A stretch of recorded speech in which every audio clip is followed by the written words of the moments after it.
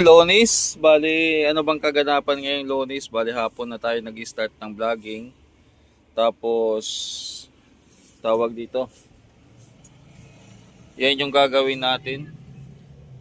Seat 502-120BT na DB Audio. Ang board niya ay nakalas ko na dahil naging problema niya ay ayan, kalawang. Kitang-kita nyo naman mga boss. So hugas tapos palit mga kinalawang dyan.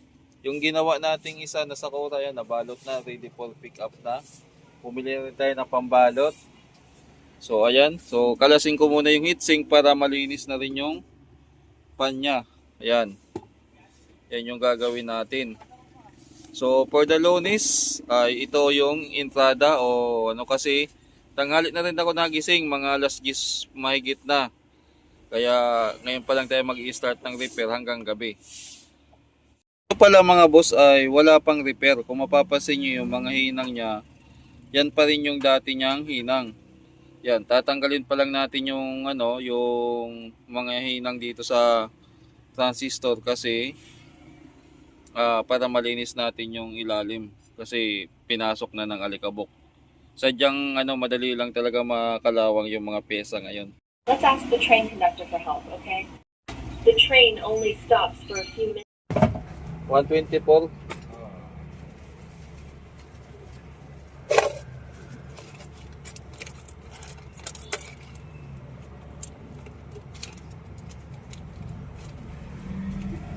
Ito okay na yan kuya. Salamat. Dumating na yung order natin na lead. Yan, umorder tayo ng lead, 5 piraso. Naubos na kasi. Ayan mga boss. Shoutout sa lahat. Yan na yung binilad natin mga boss. Ayan So kukunin na natin.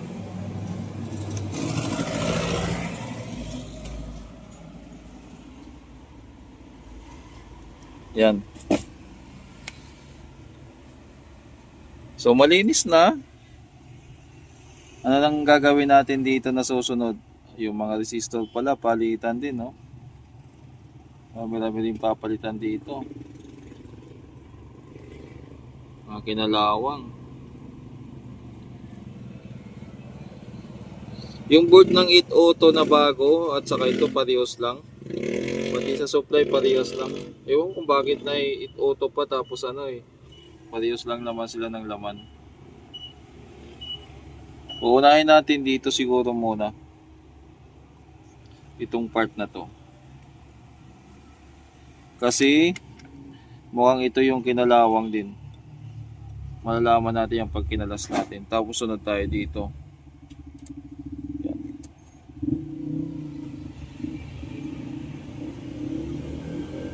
Nakalimutan na natin na kasi tinuloy-tuloy na natin tong gumagana na pala. Yan. So dito, palit ng mga kinalawang na pyesa, tapos electrical varnish. Tapos ito. Ayan. Ito yung mga pinagpalitan. Marami-rami mga boss. Yan.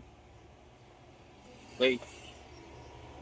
Ayan. So ni-restore na natin. Nilagyan natin ng electrical varnish yan. Tapos bago na yung mga switch, potentiometer. Saka maganda pa to, kumbaga bago pa tong amplifier na to. Ano lang to, kumbaga kinalawang lang o mabilis lang kinalawang, napaaga lang yung kalawang ngayon. Nilagyan natin electrical varnish yung mga pagpalit natin ng resistor, transistor para tumagal ang buhay. So far ngayon okay naman yung niya. Assemble na lang, final na lang ng tapos okay na to. Anong gagawin dito? Ito nga pala ay sa akin. Pan-testing ko dito sa shop kung sakali may mga i-repair akong speaker. Pag may bibili, sige. Bibili. Bibinta ko din. Pag wala, panggamit lang. So ayos na siya. Hindi na natin nagawa ng video. Actually, may trouble to na nakalimutan ko lang i-vlog. Kasi more on focus ako sa more on focus ako na matapos agad. Ang naging problema nito ay yung DC out niya ay umabot ng 100 plus millivolts. nagpalit ulit tayo ng mga transistor kasi minsan pag hindi compatible yung yung chip in ng transistor, mataas yung DC offset niya. O dapat nasa nasa 0.20 lang, 0.22. Tingnan nga natin yung DC offset nito ngayon. Kung kumusta? Ay. Dito na lang sa i-check na lang natin dito. Naka-auto volts yung natin sa speaker tayo mag-check. Sa kabilang channel. Yan.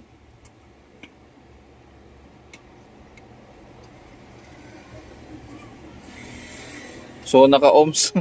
Naka-auto volts kasi ito nag-automatic pag ohms resistance.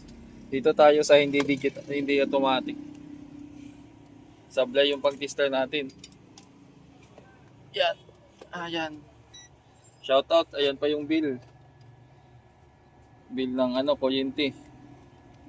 So 0.21 yan yung DC out. Sa kabila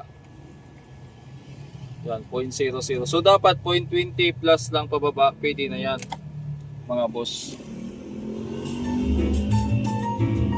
Yun lang, hanggang dito lang yung video natin tungkol dito sa ginawa nating DB Audio Set 5 Auto -120 BT.